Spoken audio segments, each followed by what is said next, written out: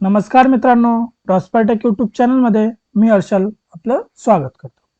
मित्रांनो, मागच्या व्हिडिओमध्ये आपण स्टॉक आयटम कसे क्रिएट करायचे, स्टॉक ग्रुप कसा क्रिएट करायचा आणि स्टॉक युनिट कसे क्रिएट केले जातात, त्याचबरोबर आपला टॅली प्राईममध्ये अकाउंट्स विथ इन्व्हेंटरी ऑप्शन कसा ऑन करायचा ते सगळं आपण बघितलं होतं. तो व्हिडिओ जर तुम्ही बघितला नसेल तर आय बटनावर क्लिक करून तुम्ही तो व्हिडिओ बघू शकता. आज आपल्याला काय करायचंय, तर मागच्या व्हिडिओमध्ये आपण जे आयटम्स बनवले त्यालाच आपल्याला आज खरेदी करायचंय किंवा विक्री करायचं असेल तर ते कसं केलं जातं ते आज आपल्याला बघायचं. चला तर मग व्हिडिओला सुरुवात करूया. Access denied.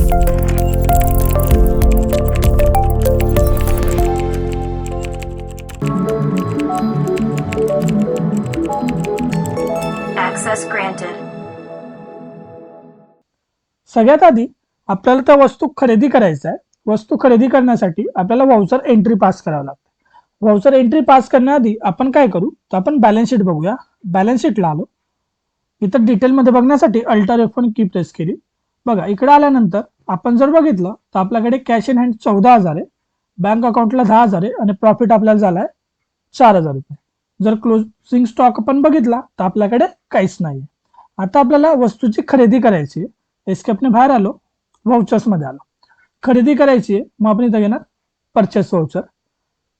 मागच्या व्हिडिओमध्ये ज्यावेळेस आपण परचेस सेल केलं होतं ते आपण ॲज व्हाउचर मध्ये केलं होतं.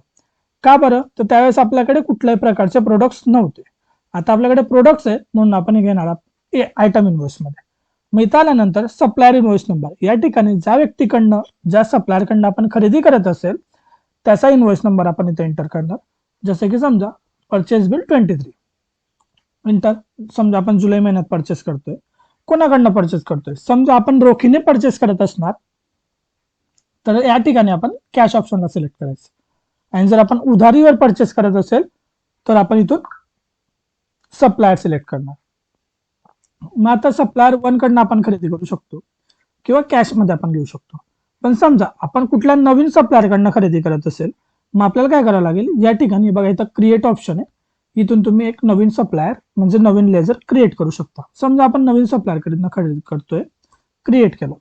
इथं आल्यानंतर आता आपल्याला सप्लायरचं नाव टाकायचं, जे काय नाव असेल ते. समजा हर्षल नावाचा एका सप्लायर कडनं आपण खरेदी करतोय. आता हर्षल नावाचा एक सप्लायर पण असू शकतो किंवा कस्टमर पण असू शकतो. मग आपल्याला ते ओळखण्यासाठी जर आपल्याला वाटलं तर आपण इथं ब्रॅकेटमध्ये SC लिहू शकतो, म्हणजे सन्ड्री क्रेडिटर, आणि SD म्हणजे सन्ड्री डेटर म्हणजे कस्टमर. इथं आल्यानंतर आपण त्याच्याकडनं खरेदी करणार आहे म्हणून आपण इथं सन्ड्री क्रेडिटर्स टाईप मध्ये तो येणार. एंटर. तसा ऍड्रेस जो काय असेल तो शहादा. इथं तुम्ही दुकानाचा म्हणजे त्या व्यक्तीचा शॉपच्या नावाने सुद्धा बिलिंग करू शकता. याला सेव्ह करायचं. इथं सगळी डिटेल्स फिल करायची, एंटर करायचं. आता आपण खरेदी करतोय म्हणून इथं आपलं परचेस. काय खरेदी करतोय आपण, तर आपल्याकडे इथं प्रोडक्टची लिस्ट हवी असेल तर इथं आल्यानंतर कीबोर्डवरील स्पेस बार बटनावर जर आपण क्लिक केलं, बघा पूर्ण लिस्ट इथं ओपन होते. आता इथं एकच आयटम आपल्याला दिसतोय कारण की आपण एकच आयटम बनवला होता म्हणून आपल्याला इथं एकच दिसतोय. जर आपण मल्टिपल आयटम्स क्रिएट केले असते तर पूर्ण लिस्ट आपली इथं शो झाली असती. आपल्याला समजा बासमती राईस परचेस करायचा आहे, एंटर केलं. किती परचेस करायचं आहे आपल्याला, 100 किलो. किती रुपयाप्रमाणे, अंदाजित आपण टाकू 100 रुपयाप्रमाणे, एक्झाम्पल म्हणून. आपल्याला ऍक्च्युअल रेट त्याचा माहित नाही, आपण 100 रुपये घेऊ एक्झाम्पलसाठी. सेव्ह केलं. बघा 100 किलो तांदूळ 100चा रेट प्रमाणे 10,000 रुपये आपलं त्याचा टोटल अमाऊंट होते. याला आपण सेव्ह करून घेऊ. Enter enter enter. किती दिवसात आपण त्याला पैसे देणार आहे, समजा 4 दिवसात आपण त्याला त्याची जी काय उधारीची रक्कम आहे ती आपण त्याला परत करू, 10,000 रुपये. सेव्ह केलं. एस्केपने बाहेर आलो. बॅलन्स शीट जर बघितलं, बघा प्रॉफिट लॉसला काहीच इफेक्ट नाही झालाय. याचा आधी ज्यावेळेस आपण प्रॉफिट परचेस किंवा सेल्स करत होतो तर प्रॉफिट लॉस मध्ये आपल्याला इफेक्ट दिसत होता. पण आता आयटम सोबत आपण परचेस सेल्स करतोय तर या ठिकाणी काहीच इफेक्ट नाही. पण इथं जर बघितलं क्लोजिंग स्टॉक, बघा 10,000चा आपल्याकडे क्लोजिंग स्टॉक आहे. 10,000चा कसा आहे, जर तुम्ही इथं एंटर केलं, बघा राईस आहे आपल्याकडे 10,000चा. कुठल्या प्रकाराचा राईस आहे, तो बासमती प्रकाराचा. तर आपण याच्यामध्ये आणखी मल्टिपल प्रकार जर ऍड केले असते त्यांची पण लिस्ट इथं आपल्याला शो झाली असती. त्यानंतर इकडे जर बघितलं सन्ड्री क्रेडिटर्स मध्ये, बघा 10,000 आपल्याला याला द्यायचे आहेत. कोणाला द्यायचे आहेत, एंटर जर केलं, बघा हर्षल नावाला, हर्षलला आपल्याला 10,000 रुपये द्यायचे आहेत. या ठिकाणी आपल्याला हे बघायला मिळतं. कॅश मध्ये आणि बॅलन्स अकाउंट बॅलन्स मध्ये आपल्याला कुठलाही इफेक्ट झालेला इथं दिसत नाही. हे झालं आपण खरेदी केली. आता आपल्याला काय करायचं, विथ आयटम सेल करायचं, विक्री करायचं. मग त्यासाठी काय करायचं, पुन्हा वाउचर्स मध्ये जायचं. विक्री करायचं म्हणजे आपण इथून सिलेक्ट करणार सेल्स वाउचर. कोणाला विक्री करतो आपण, समजा आपण कॅश मध्ये विक्री केली. असं नाही ना की आपण उधारीने खरेदी केली तर उधारीनेच विक्री झाली पाहिजे, असं काही नसतं. आपण समजा कॅशने विक्री केली, मग सेल्स अकाउंट काय विकलं आपण, तर बासमती राईस आपण समजा विकला. किती क्वांटिटी, 50 क्वांटिटी, 100 रुपया. 100ला आपण खरेदी केला होता, 110ला आपण विक्री केला. Okay, enter enter enter enter enter enter, entry save केली.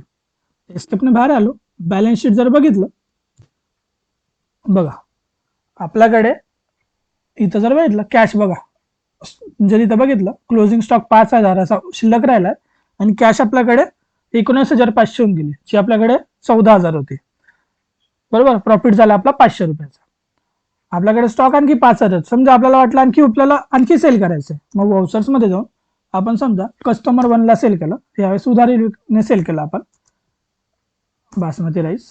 समजा आपण 25 किलो त्याला सेल केला 110 प्रमाणे.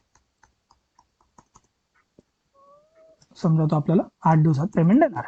सेव्ह केलं, एस्केपने बाहेर आलो. बॅलन्स शीट जर बघितलं, बघा प्रॉफिट आणखी वाढला 250 रुपयाने.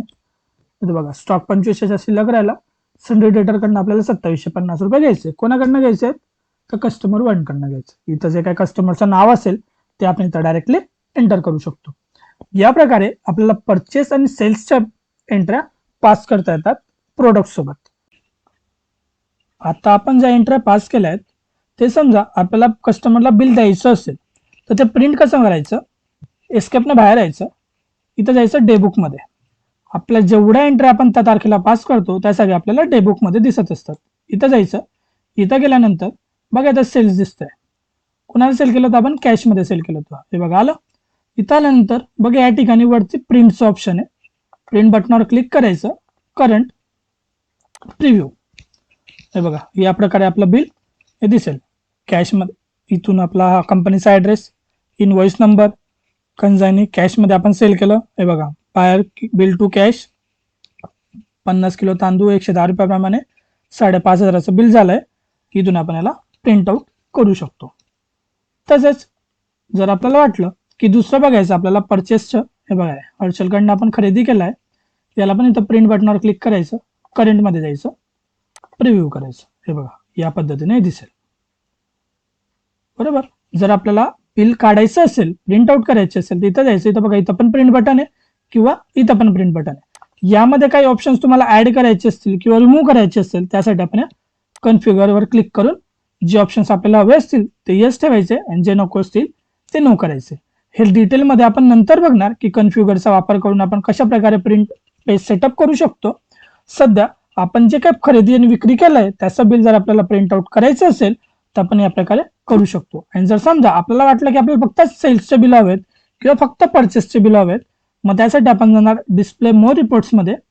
या ठिकाणी बघा ऑप्शन्स आहे inventory book, statement of accounts, account books. इथं गेले तर इथं जायचं आपल्याला सेल्स रजिस्टर मध्ये. इथं फक्त सेल्स दिसतील. बघा 4 सेल्स दिसते आपल्याला.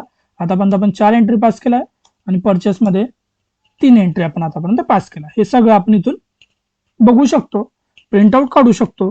टोटल सेल्स किती झाला आपला, तर 22,250च्या टोटल खरेदी झाली आपली 20,000ची. या सगळ्या डिटेल्स आपल्याला बघता येत असतात. मग ते सेल्स रजिस्टर असेल, परचेस असेल, लेजर वाईज असेल, सगळ्या प्रकारे आपण हे प्रिंट आउट काढू शकतो. हे रिपोर्ट्स आपण बघू शकतो. जर याच्यामध्ये तुम्हाला काही प्रश्न असतील तर कमेंट सेक्शन मध्ये विचारा.